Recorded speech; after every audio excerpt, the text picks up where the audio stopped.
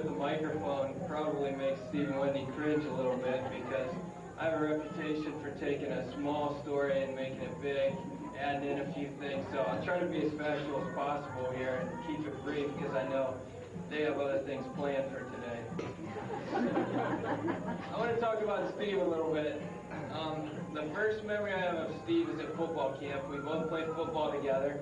And there was a girl from my hometown said, I met this guy on vacation. His name's Steve Hall. He's a big football player. You'll probably meet him at camp. So all through camp, I'm looking for this Steve Hall. Well, little did I know, I'd already known Steve Hall because much like Martha mentioned, I thought, who is this obnoxious guy, this freshman who's hanging out with all the juniors and seniors and is just loud in the center of attraction for everything. So finally I met him, and little did I know then that we would become best friends after that. Our freshman year, we both had foreign roommates, which was very strange. So when we became roommates our sophomore year, we were delighted at each other's company. I got to tell you about a bet that we had my sophomore year. I kind of feel like I've been with Steve and Wendy from the start indirectly because Steve and I used to lay up in bed at night our sophomore year, and we'd talk about girls. Like, this went on for like the first 5 or 6 weeks of school our sophomore year. And finally it came down one time. He had told me how he's in this drought. He was being faithful, but he hadn't had a girlfriend for a while now. And so he proposes this bet that he'll kiss a girl before I do. And the loser had to buy Rachel's. So I'm thinking, he's been in a drought for a couple years now, and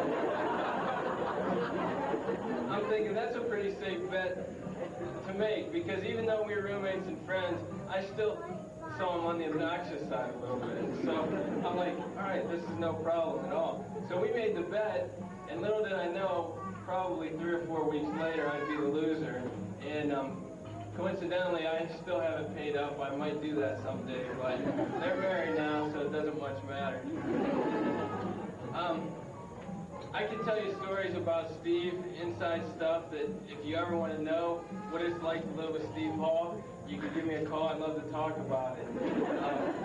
People are, because Steve's so outgoing, and some may say overbearing, sometimes people are always like, how can you live with Steve Hall? But I just want to go on the record to say that it's been a pleasure to live with Steve Hall. It's been an honor, and Steve's given me a lot of advice. I know a lot of people here have gone to Steve for advice and received pretty good advice, and even those that don't go to Steve get advice usually. But it's strange how people are drawn to him and attracted to him and his personality and his leadership. And I've seen a side of Steve that nobody has that, well, I shouldn't say nobody. Wendy has seen that side. She's going to see much more of it. But I didn't mean that, really.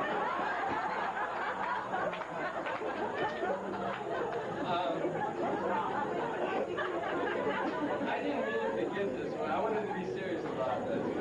But seriously, Steve is a wonderful guy. He's one of the most solid guys you'll ever meet. As far as, for me, he's been a model of uncompromising faith in his relationship with the Lord. I've gone through situations in my life where it's been easy for me to give in real quick, but Steve has been steadfast the whole time through it. And that's just been a model to me, in his faith and his devotion to the Lord and all he undertakes. And to see him find Wendy, and what a precious jewel she is to him, has been a blessing to me to know that in my life I can find that too, and he's told me that. And I'm just pleased for both of them. I'm thankful for Wendy and her friendship and her devotion to the Lord also. So I just want you to know I love you both, and thanks for letting me be a part of this day.